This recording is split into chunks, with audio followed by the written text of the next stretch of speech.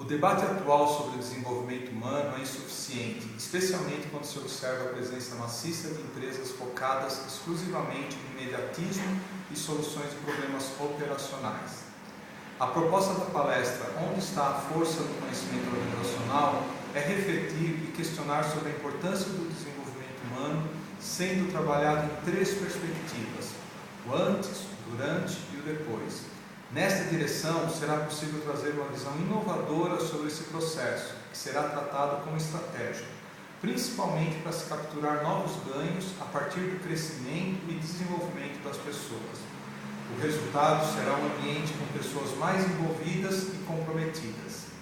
Não se trata de uma discussão sobre as etapas de treinamento, e sim sobre a formulação de estratégias para que os gestores, a área de recursos humanos e a própria empresa saibam desenvolver as pessoas estrategicamente. Obrigado.